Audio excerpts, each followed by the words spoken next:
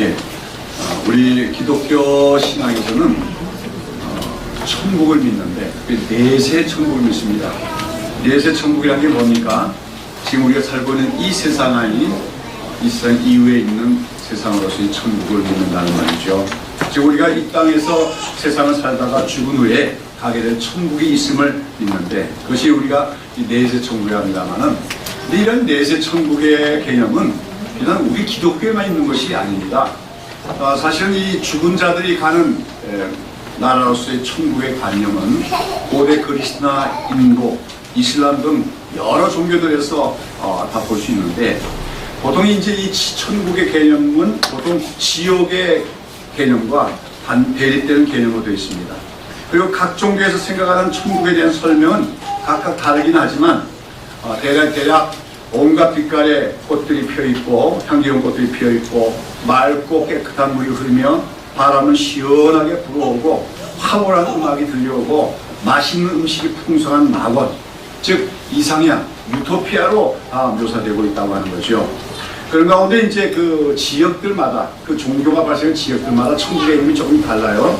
그래서 이제 사시사철 뜨거운 태양빛이 내려 쪼이는 뜨거운 지방에서 발생한 종교에서는 천국에 아주 서늘한 바람이 불어오는 것으로 묘사가 되고, 또 메마르고 건조한 사막지대, 그런 데서 발생한 종교에서는 맑고 깨끗한 물이 그냥 곳곳에 있는 그런 것으로 강조가 되고 있고, 그 다음에 또 이제 일부 다처제가 형되는 이슬람권에서는 그 일부 다처제라는 건 이런 얘기죠. 어떤 소수의 사람들이 여자들 다 차지하기 때문에 대다수 남자들은 뭐예요? 일생에 여자하고 결혼할 수 없는 게 일부 다처예요. 그러니까 그런 사회에서 이슬람교가 퍼져나갈 때 어떻게 되냐? 천국에 가면 여러 여자하고 같이 살 수 있다. 그래서 아름다운 미녀들이 많이 이렇게 꼭 시중을 한다든지, 이러한 천국 개념을 또 이슬람에서는 얘기하는데, 한마디로 그 모든 종교가 묘사하고 있는 천국은 그 종교가 발생한 지역의 풍토성이나 사회성을 반영하고 있습니다. 근데 대부분 이러한 천국의 개념들은 한마디로 이 세상에 사는 인생들은 참 고달프고 현실이 힘들다라고 하는 것을 반영하고 있지요. 그래서 이 세상에서는 질병과 슬픔이 그래 고난이 끊임없기에 이 세상에서 이제 그 삶이 끝나면 앞서 묘사한 그런 아름답고 평화롭고 즐거운 고통이 없는 천국에 가야 되는데, 그러기 위해서는 각 종교들마다의 그 신을 섬기며 그 신에게 순종하여야 그 보상으로 그 천국에 가는 것으로 종교들에서는 가르치고 있습니다. 대표적인 종교가 아마 이슬람이라고 할 수 있을 것 같아요. 그런데 이것은 우리 기독교 신앙에서도 마찬가지입니다. 우리도 그러한 내세 천국이 있음을 믿습니다. 그러나 물론 우리 기독교 신앙에서는 우리 성도들이 천국 가는 것이 하나님께 순종하고 그 계명을 다 지켜서가 아니라 오직 하나님을 예수님을 믿음으로 하나님의 은혜로만 우리 천국 갔음을 믿지요. 그러나 우리 그리스도인들도 그렇게 믿음으로 가게 되는 그 천국도 다른 종교들에서 말하고 있는 그 내세 천국 개념과 크게 달리 없이 낙원과 같은 것으로 묘사가 되고 있다 하는 것이죠. 즉 그 천국에는 질병도 없고 아픔도 없고 죽음도 없고 이별도 없을 것이며 어떤 고통도 없을 것임을 성경은 말하고 있다는 것입니다. 자, 이런 천국의 개념, 즉 내세 천국은 참 이 세상에서 우리 인생이 살아가면서 늘 겪어야 되는 고통, 질병, 아픔, 이별, 슬픔, 또 가난, 이런 것이 없는 그런 아름다운 곳이다 하는 그런 천국의 개념은 이 땅에서 늘 참 그 희망이 없이 살아가는, 고통하며 살아가는 민중들에게는 대단히 큰 호소력을 가질 수가 있다고 하는 거죠.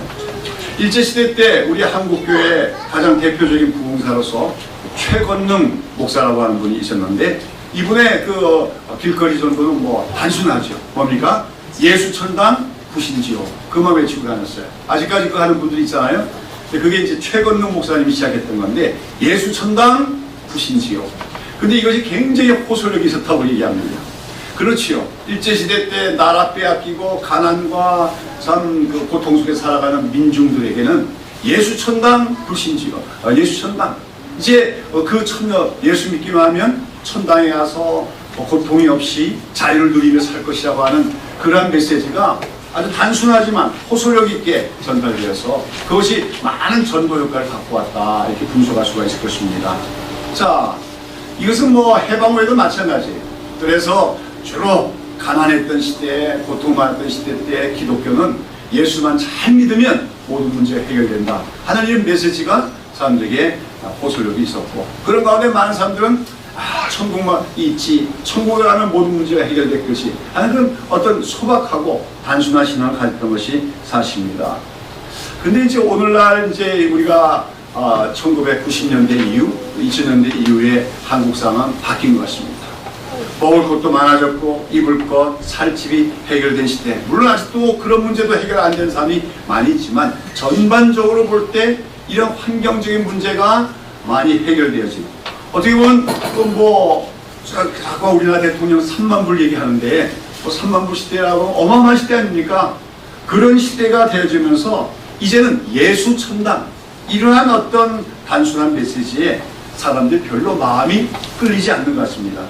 그래서 어떤 여론조사 기관에서 기독교인들을 대상으로 조사해 보니까 사실 현대 기독교인들 중에서 내세 천국을 실제적으로 믿는다, 정말로 내세 천국이 있다고 믿는 사람은 점점 줄어가고 있다 하는 통계가 나오고 있습니다. 그러나 여러분, 우리가 이러한 내세 천국을 믿지 않는다면 그것은 이미 기독교라고 할 수가 없습니다. 아무리 시대가 바뀌고 또 세상이 살기 좋게 변한 것 같아도 인간의 문제와 고통은 근원적으로 다 해결될 수는 없기에 모든 사람들에 있어 천국이라고 하는 것, 내세에 있는 천국은 마지막 희망이 아닐 수가 없습니다. 어떻습니까? 우리 새벽기도회 성도들은 내세 천국이 있음을 믿으십니까? 없어도 됩니까? 있음을 믿으십니까?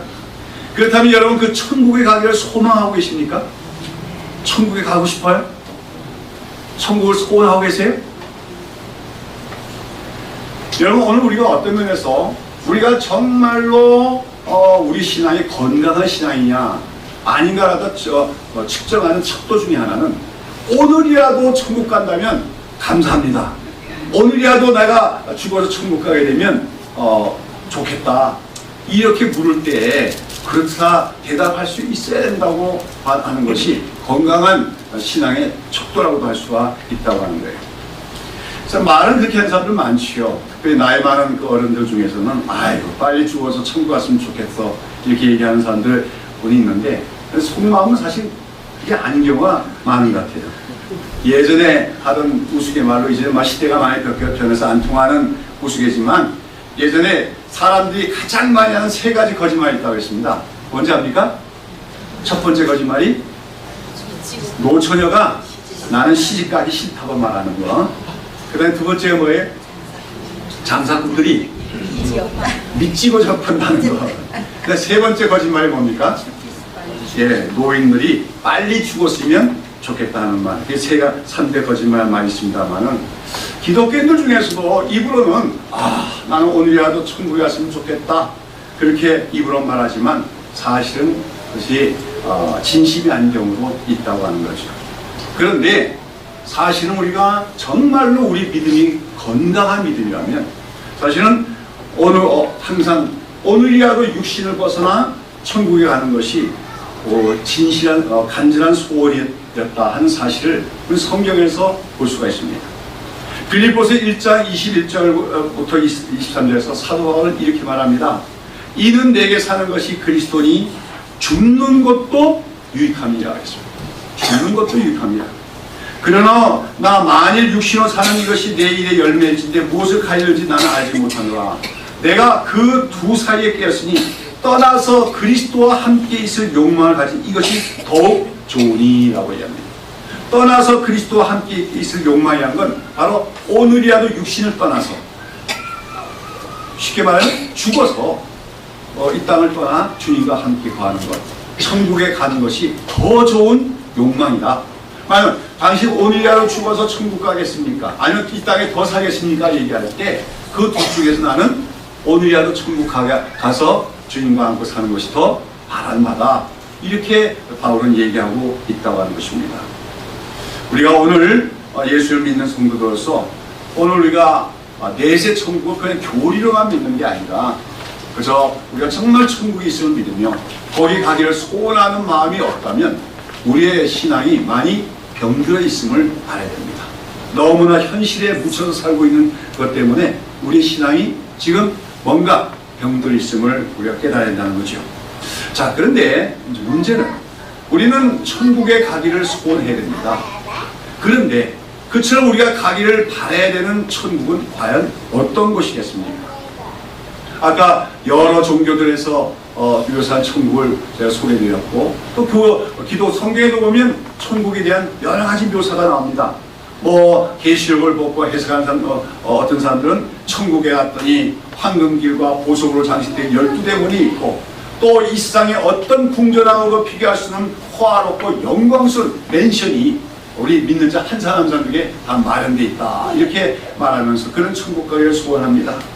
또 어떤 사람들은 천국에 가면 먹을 것이 많고 항상 즐거운 것들이 가득한 곳이라고 생각하며 그런 천국에 가기를 소원합니다. 또 어떤 사람들은 천국이란 고통이 없는 것, 슬픔이 없는 것, 질병이 없는 곳이라고 생각하며 그런 이 고통과 슬픔과 질병으로 가득 찬 이 세상을 벗어나 그런 고통, 슬픔이 없는 천국에 가기를 소원하기도 합니다. 여러분, 이러한 천국에 대한 생각들, 개념들, 또 소원은 잘못된 것이 아닙니다. 천국은 그런 곳이 맞습니다. 천국은 정말 고통이 없는 것이며 슬픔이 없는 것이며 이별이 없는 것이며 죽음의 공포가 없는 것이며 또한 우리를 위한 영광스러운 거처가 있는 것이기 때문에 우리는 그곳에 가기를 소원해야 된다는 것이죠. 그러나 문제는 천국의 가장 큰 특징이 뭐냐? 우리가 천국을 가기를 원한다고 할 때 그 천국을 가기를 사모하는 가장 큰 이유가 무엇이냐 하는 것입니다. 그것은 앞서 묘사한 것 같은 천국이 그 낙원과 같은 유토피아 세계이기 때문이 아니라 또한 그곳에 그런 고통과 이 세상에서 겪는 현실적인 고난이 없고 즐거움만 있기 때문이 아니한 것이다. 그렇다면 우리가 천국을 가기를 사모해야 되는 가장 중요한 이유가 무엇이냐? 그것에 대해서 오늘 우리가 살펴보는 출애굽기 본문이 말해주고 있다고 하는 것입니다. 오늘 우리가 제가 그동안 이제 구속사서 성경 강의하면서 민수기까지 왔습니다만 오늘 이제 33장 오는 이유는 이제 이스라엘 백성이 광야 생을 마치고 가나안 땅에 들어가게 될 것입니다. 그런데 그 가나안 땅의 의미는 무엇이냐?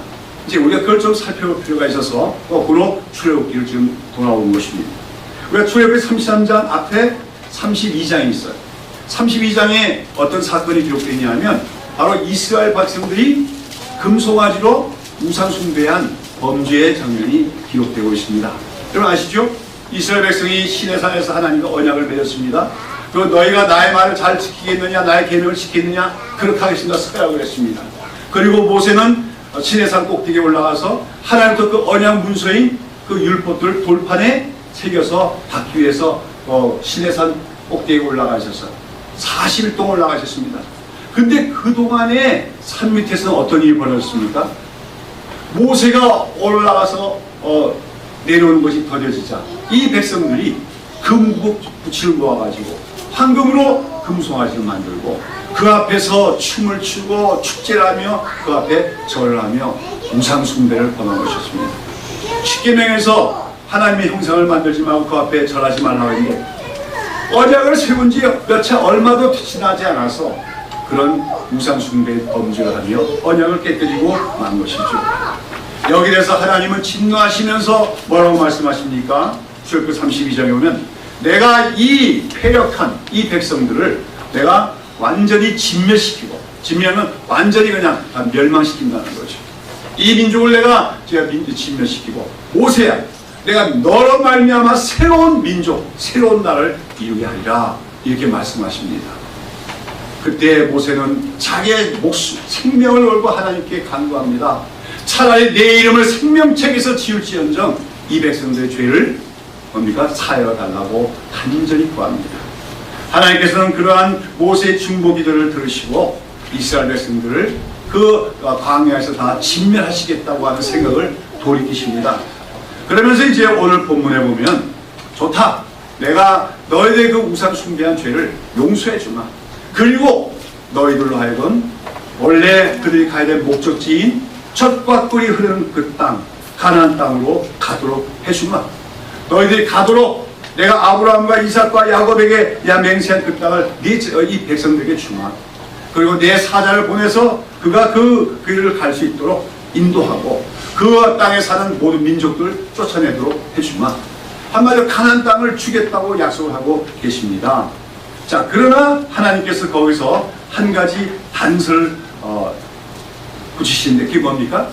근데 나는 너희들과 함께 가지 않겠다고 하는 말씀입니다. 3절 말씀이죠. 33장 3절에 너희와 젖과 꿀이 흐르는 땅에 이르게 하려니와 나는 너희와 함께 올라가지 아니하리니 그럽니다. 내가 너희들의 죄악을 용서해 주마. 우상 숭배하고 언약했던 죄를 용서해 주마. 그리고 내가 원래 네 조상 아브라함에게 약속했던 대로 그 가나안 땅을 너에게 주마. 젖과 꿀이 흐르는 땅을 너에게 줄 것이고 그 땅에 들어가서 그 땅에 살고 있는 모든 족속들을 다 쫓아낼 수 있도록 나의 여호와의 사자가 앞서 나갈 것이다. 약속하십니다. 약속을 이행하겠다고 말씀합니다. 그러나 하나님 뭐라고 하시는 겁니까? 나는 너희와 함께 올라가지 아니하겠다. 그러면서 왜 그러십니까? 그러면 너희는 목이 곧은 백성인즉 내가 중노에서 너희를 진멸할까 염려함이라 하십니다. 무슨 말입니까? 너희는 봤더니 목이 곧은 백성이라는 것이요. 반역적인 백성이라는 거예요. 그래서 하나님과 언약을 그렇게 굳게 맹세하고도 세우고도 며칠 지나지 않아서 언약을 깨뜨리고 범죄하는 너희들, 또 광야길을 가다가 또 몇 번씩이나 나에게 그렇게 반역을 할지 내가 알지 못하니 그때 가서 또 범죄하면 내가 더 이상 인내하지 못하고 너희를 완전 진멸할까 두렵다. 그러니 이제 너희들 좋은 땅, 젖과 흐르는 땅, 아름다운 땅 내가 주마. 그 땅으로 가라. 그 땅을 얻을 수 있도록 내가 해주마. 그러나 나는 너희와 함께 가지 않겠노라고 하나님이 말씀하시는 것이요. 여러분, 이러한 하나님의 말씀을 듣고 모세가 어떻게 합니까? 하나님께 또다시 간구하기 시작하는 것이죠. 그 내용이 15절과 14절에 나옵니다. 뭐라고 합니까? 모세가 여호와께 고하되 주께서 친히 가지 아니하시거든 우리를 이곳에서 올려보내지 마옵소서. 주께서 친히, 하나님께서 친히 우리와 함께 가지 않으시려거든 이 메마른 광야 여기에서 우리를 더 이상 올려보내지 마시옵소서. 아무리 가나안 땅이 젖과 꿀이 흐르는 땅이고 아름다운 땅이고 풍요한 땅일지라도 하나님이 그곳에 우리와 함께 가시죠. 함께 하시지 않는다면 우리 올라갈 필요가 없습니다. 그러면서 하는 말이 뭡니까? 나와 주의 백성이 주의 목전에 은총을 입은 줄을 뭘로 알릴까? 주께서 우리와 함께 행하심으로 나와 주의 백성을 천하 만민 중에 구별하심이 아닙니까? 모세는 말하는 것입니다. 우리 이스라엘 민족이 하나님의 백성이라고 하는 것, 세상 속에서 구별된 하나님의 백성이라고 하는 가장 중요한 특징은 무엇이냐? 잘 먹고 잘 살고 가나안 땅에 산다는 것이 아니라 하나님이 우리와 함께 하신다는 그 사실이 아닙니까? 그것이 우리가 세상에서 구별된 백성이라는 것이 아니겠습니까? 그럽니다. 여기 보면 그거에 대해서 이러한 모세의 간구에 대해서 이제 하나님이 뭐라고 대답하시는 것입니까? 14절에 여호와께서 가라실 때 내가 친히 하리라, 내가 너로 편케하리라. 하나님은 또다시 모세의 중보기도를 들으십니다. 그러면서 그래, 내가 너희들이 또 나에게 반역을 할까봐, 그래서 내가 또다시 진노하여 너희를 진멸할까봐 너희와 동행하지 않겠다고 했지만 모세의 간절한 기도를 받아들여서 하나님이 친히 함께 가시겠다고 다시 약속해 주시는 것을 봅니다. 여러분, 여기서 모세가 한 말, 하나님께서 우리와 함께 가시지 아니하면 우리를 올려보내지 마옵소서. 여기서 모세는 가나안 땅의 의미를 알고 있는 것입니다. 가나안 땅의 본질을 알고 있는 것입니다. 가나안 땅 젖과 꿀이 흐르는 땅이라고 했습니다. 풍요한 땅입니다. 그들이 애굽으로 해서 노예로 살았는데 그 노예로 살고 있었던 애굽 땅보다도 좋은 땅입니다. 지금 그들이 머무르고 있는 광야입니다. 메마른 곳입니다. 황량한 곳입니다. 그것에 비하면 가나안 땅은 정말로 천국과 같은 곳이죠. 그러나 모세는 말합니다. 아무리 우리가 그 가나안 땅에 들어가서 그 땅의 모든 풍요로움을 맛본다 할지라도 하나님이 그곳에 우리와 함께 가시지 않는다면 우리는 올라갈 필요가 없습니다. 올라갈 가치가 없습니다. 아무리 가나안 땅이 좋은 환경이고 아름다운 곳이라도 하나님이 우리와 함께 계시지 않는다면 그것은 아무 가치가 없다고 말하면서 오히려 어떻게 합니까? 하나님이 우리와 함께 가지 않으실지라면 차라리 우리로 하여금 이 광야에서 계속 살게 해달라고, 평생을 그 광야에서 살다가 죽더라도 여기서 우리와 하나님이 지금 함께하고 계신 그 상태를 우리가 누리게 살게 해달라고 모세는 얘기를 한 것입니다. 여러분, 오늘 우리는 이러한 모세의 기도, 모세와 하나님과의 대화 속에서 모세가 간구한 내용 속에서 우리 하나님 백성들에게서의 가장 큰 소원과 기쁨과 위로가 무엇이 되어야 될까 하는 것을 우리가 깨달을 수 있어야 될 줄로 믿습니다. 이스라엘 백성들이 장차 들어가게 될 가나안 땅은 어느 날 우리 그리스도인들이 사모하는 천국에 대한 모형이라고 할 수가 있습니다. 오늘 우리는 이 땅에 살아가고 있는 것이 광야길을 걸어가는 것과 마찬가지입니다. 우리의 삶에는 고난이 있고 어려움이 많습니다. 때로는 정말 내려져 있는 태양 같은 그런 시련도 있습니다.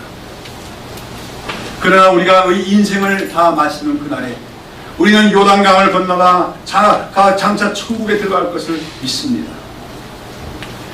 그것은 오늘 우리 믿는 자들이 갖고 있는 가장 큰 소망 중에 하나입니다.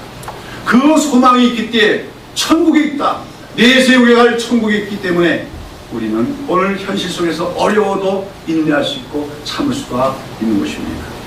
그런데 우리가 가장 깊이 우리가 깊이 생각해야 될 그런 것은 그처럼 우리가 장차 들어가게 될 천국이 우리의 가장 큰 소망과 기쁨이 되는 까닭은 무엇인가 하는 것입니다. 서두에서 말씀드린 것처럼 천국은 고통도 없고 온갖 아름답고 진귀한 것들로 충만한 것일 것입니다. 또 가난도 없고 전쟁도 없고 질병도 없는 평화로운 곳일 것입니다.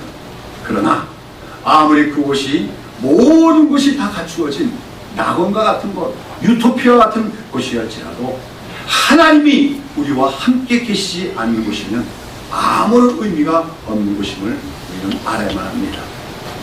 하나님이 없는 천국 상상할 수가 없습니다. 하나님이 없는 천국은 또 다른 지옥이요, 또 다른 고통이기만 한 것입니다. 그래서 모세는 하나님께서 친히 우리와 함께 가시지 않을 것이라면 우리를 올려보내지 마옵소서. 차라리 광야길에서 우리가 살다가 죽게 하옵소서. 그렇게 모세는 간구를 했다고 하는 것입니다. 모세는 이스라엘이 복받은 하나님의 백성임을 뭘로 얘기하는 것입니까? 그들이 형통하고 번영하고 풍요로운 환경 속에서 살 수 있는 것이 이스라엘의 축복이 아니라 하나님이 그들과 함께 하십니다. 오로지 그것이 가장 큰 축복의 임을 그는 말하면서 그런 하나님께서 우리와 함께 가시지 않는 가나안 땅 가고 싶지도 않거니와 갈 필요도 없고 갈 가치도 없다고 모세는 얘기한 것입니다. 여러분, 오늘도 우리는 천국을 갈망하며 소망하며 살아갑니다만 천국의 본질은 어디 있느냐? 천국의 본질은 어디 있습니까? 하나님이 우리와 함께 계시다. 거기에 있으면 깨닫고 기억해야 될 줄로 믿습니다. 흔히 천국의 상급과 영생을 얻기 위하여 하나님을 믿는다고 말할 때가 있습니다만 오늘 우리가 이 모세의 간구와 기도를 통해서 깨닫게 되는 것은 천국에 있는 아름다운 것들, 그 좋은 것들은 다 부차적인 것에 지나지 않은 것임을 기억을 해야 된다는 거예요. 우리에게는 낙원과 같은 환경이나 영생의 풍랑을 누리는 것보다 더 중요한 것이 있는데 그것이 바로 주님과 함께 동행하는 것이요, 주님과 함께 교제하는 것이요, 주님과 함께 사는 것입니다. 아무리 풍요한 엄청난 풍요와 또한 생명과 그러한 즐거움을 누릴 수 있는 것이라도 거기에 주님이 우리와 함께 계시지 않는다면 그것은 결코 하나님 나라가 될 수가 없습니다. 차라리 이 땅에서 돌아오는 광야길을 걸어가는 것 같은 고생을 할지라도 하나님과 늘 동행할 수만 있다면 그것이 오히려 진정한 천국이며 우리가 더 사모해야 될 곳인 것입니다. 그래서 나중에 이스라엘이 가나안 땅 들어가서 번영하고 또 풍요해졌을 때, 부유해졌을 때 범죄했습니다. 우상 숭배를 했습니다. 그때 그들의 죄악을 질책한 선지자들 중에 특별히 이제 호세 같은 선지자는 이스라엘이 차라리 광야에 있었을 때가 가장 행복한 때였다, 그렇게 묘사하고 있는 것을 보게 되었습니다. 광야길 어떻습니까? 정말 힘든 곳입니다. 삭막한 곳입니다. 그러나 그곳에서는 하나님이 늘 그들과 함께 하셨습니다.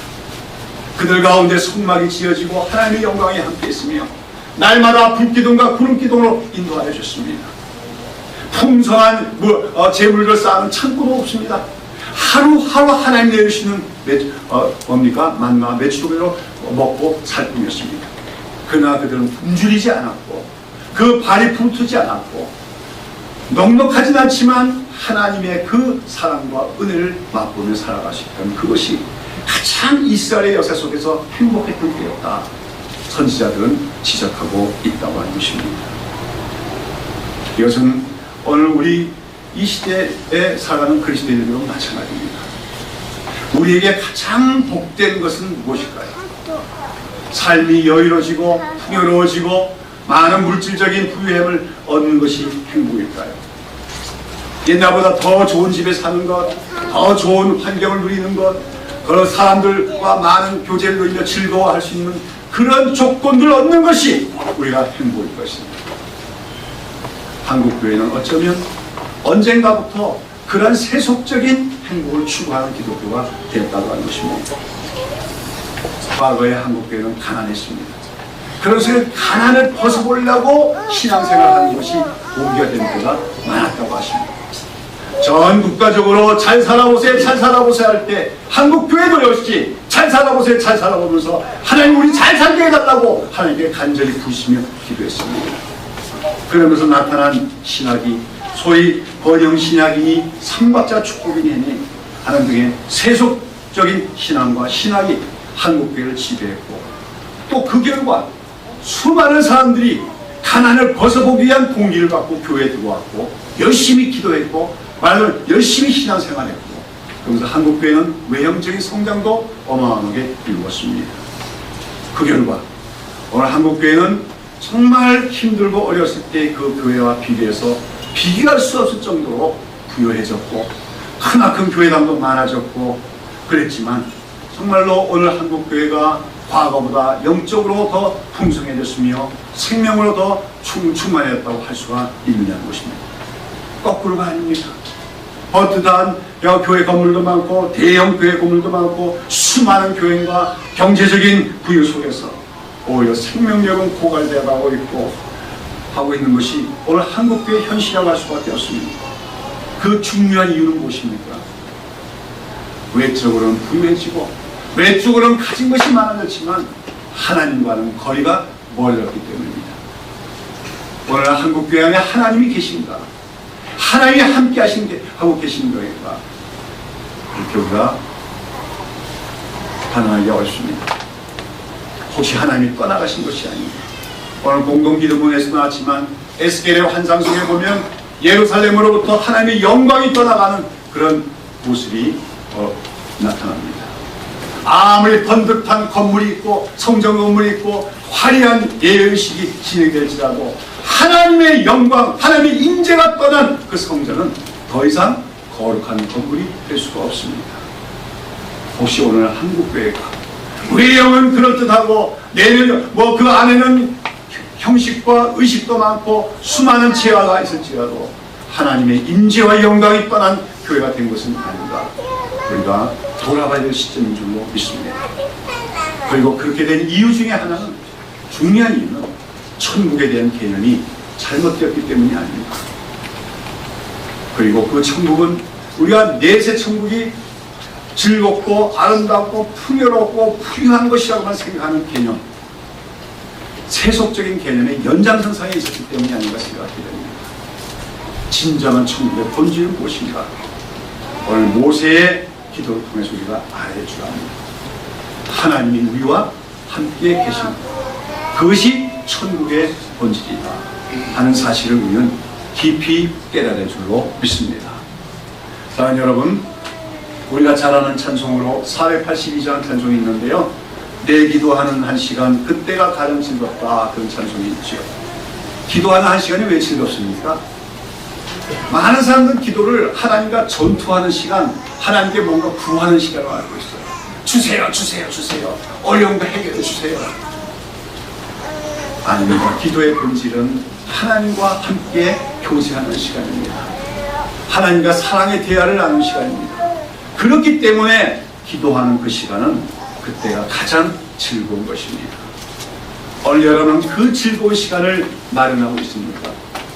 그 주님과 함께 교제하는 그 행복, 그 즐거운 시간을 누리고 있습니까? 또 우리가 잘 아는 찬송 495장 찬송 있잖아요. 내 영혼이 은총 입어 중한 죄짐 벗고보니, 그 찬송에 보면 뭡니까? 2절에 보면 주의 얼굴 뵙기 전에 멀리 뵈던 하늘나라 내 마음속에 이루어지니 만나고 가깝도다 했어요. 여러분, 이런 찬송 보면 정말 은혜 받은 성도의 찬송을 알 수 있습니다. 이 찬송을 지은 성도는 자신이 하나님의 은혜를 받기 전에는, 형식적인 기독교인일 때는 천국이 어떻게만 생각했어요? 멀리 있는 곳을만 생각했다는 거예요. 죽어서야 가는 곳을만 생각했다는 거예요. 그러나 하나님의 은총을 입고 보니 하늘나라가 어디 있더라는 겁니까? 내 마음속에 이루어지더라는 것이요. 왜요? 바로 내 모든 죄 사함받고 주 예수와 동행하니 그 어디나 하늘나라. 주님이 내 마음에 계시고 주님이 나와 동행해 주시고 함께 해 주시니 그곳이 바로 하늘나라라는 겁니다. 높은 산이 거친 들이 초막이나 궁궐이나 내 주 예수 모신 것이 그 어디나 하늘나라. 그렇습니다. 궁궐 속에 산다고 행복하고 천국 사는 것이 아니라 초막과 같은데, 산골 같은데, 거친 사막에 있을지라도 주님이 거기에 나와 함께 해주시고 나와 동행해 주시고 내가 그 주님과 교제한다면 그곳이 하나님 나라다. 이것이 오늘 우리의 고백이 되어야 되고 우리의 신앙이 되어야 될 줄로 믿습니다. 모세는 그 사실을 아는 것입니다. 모세는 가나안 땅 들어가야 우리가 비로소 행복해지는 것이 아니라 오늘 이 메마른 광야 가운데서도 하나님이 우리와 함께 계심으로 우리는 행복한 것입니다. 우리는 하나님의 구별된 백성인 줄 압니다. 그렇게 고백하면서 아무리 가나안 땅이 아름다운 곳이고 적박꿀이 흐르는 땅이고 풍요한 땅일지라도 주님이 친히 가시지 않으려고 하거든 우리를 그 땅으로 올려보내지 마소서. 우리가 이 광야에서 계속 살게 해달라고 기도했습니다. 오늘 여러분은 그렇게 기도할 수 있습니까? 가난해도 좋습니다. 삶에 풍요함이 없어도 좋습니다. 내 삶이 광야와 같아도 좋습니다. 주님과 늘 동행할 수 있게 해주십시오. 주님과 함께 거하는 시간이 더욱 많게 해주십시오. 주님과 교제하는 시간을 늘 누릴 수 있게 해주십시오. 그렇게 기도할 수가 있겠습니까? 오늘날의 수많은 한국교인들은 과거에는 믿음이 있었는지 몰라도 무언가 현실적인 이유들 때문에 삶의 분주함 때문에 하나님과 함께하는 시간들을 빼앗겨가고 있습니다. 그것은 탕진입니다. 그것은 파산입니다. 하나님과 함께하는 시간을 잃어버리는 것처럼 어리석은 손실 없음을 기억해야 될 줄로 믿습니다. 오늘 우리는 이 시대를 살아가면서 특별히 한국 사회가 더 그런 거예요. 이 한국 사회를 지배하고 있는 이 경제지상주의라고 하는 이 미신, 이 우상숭배에 휘둘리고 있음을 우리는 깨달아야 됩니다. 작년에도 세월호 사태 때문에 온 국가적인 슬픔이 왔고 이번에도 메르스 사태가 퍼졌지만 정부가 초기 대응 못하고 하는 모습, 그 최근에 보면요, 우리 사회를 지배하고 있는 경제만능주의, 경제지상주의, 이것이 너무 뿌리 깊게 자리 잡고 있는 걸 볼 수 있습니다. 사람의 생명보다도 돈을 더 중요시 여기는 세상. 앞으로도 경제만 성장돼서 3만 불, 4만 불 되면 우리 사회가 더 행복해지고 국민들이 행복해질 거라는 그런 천박한 사상. 그것 때문에 오히려 사회는 점점 더 갈수록 자살률이 높아져가고 이혼율이 높아져가고 삶에 만족이 없는 사람의 삶의 모습이 나타나고 있습니다. 근데 교회가 그것을 조금 더 바꾸지 못합니다. 왜요? 교회도 그 조를 따라가고 있기 때문에 큰 것이 좋은 것이다, 화려한 것이 성공한 것이라고 생각하기 때문에 그런 속에서 우리는 다시 한번 무엇이 천국인가 생각해봐야 될 우리가 될 줄로 믿습니다. 물론 우리는 이 땅에서의 삶이 끝나면 하나님이 저 천국으로 우리를 인도하실 것입니다. 그것은 아름다운 곳일 것입니다. 그것은 풍요로운 곳일 것입니다. 그것은 질병도 없고 평화가 있는 것일 것입니다. 그러나 가장 중요한 본질은 이 땅에서 우리가 아무리 영적으로 깨어있다 할지라도 주님과 늘 함께 할 수가 없지만 그 천국에만 가면 주님이 늘 우리가 얼굴을 대하며 하나님과 줄 그 얼굴을 뵈며 늘 주님과 함께 거할 수 있기 때문에 영원히 함께 거할 수 있기 때문에 그 천국은 정말로 우리가 가야 할 곳이요 우리가 사모해야 될 것임을 기억해야 될 줄로 믿습니다. 그러나 우리는 그러한 내세 천국에 가기 전에 오늘 우리의 삶에서 현실의 삶에서 그 천국의 본질인 하나님이 우리와 함께 하심을 누리가는 주의 백성들이 되어야 될 줄로 믿습니다. 하나님과 함께하는 시간을 더 소중히 여기며 하나님과 함께 할 수 있는 기회를 더 마련해가는 것이 지혜로운 성도의 삶이라는 것을 깨달으시기를 바랍니다. 우리와 함께 가지 않으시려고요. 그 가나안 땅이 아무리 좋은 곳이 할지라도 하나님이 함께 가시지 않을지라면 우리를 그리로 올려보내지 마옵소서. 차라리 광야에서 우리를 살게 해주십시오. 그 모세의 기도가 우리의 기도가 되어서 주님, 내가 현실적으로 많은 부족함이 있을지라도 하나님 한 분으로 만족할 수 있고 하나님 한 분 모신 것으로 기쁨으로 삼을 수 있는 믿음을 주시옵소서. 이렇게 하면서 우리가 하나님과 함께 거할 수 있는 시간들을 마련하기 위하여 뭔가 세상적인 거, 일상적인 거에도 좀 손해 볼지라도 우리가 하나님께 더 가까이 나가는 지혜로운 성도들이 될 수 있기를 예수님의 이름으로 축원합니다. 기도하겠습니다.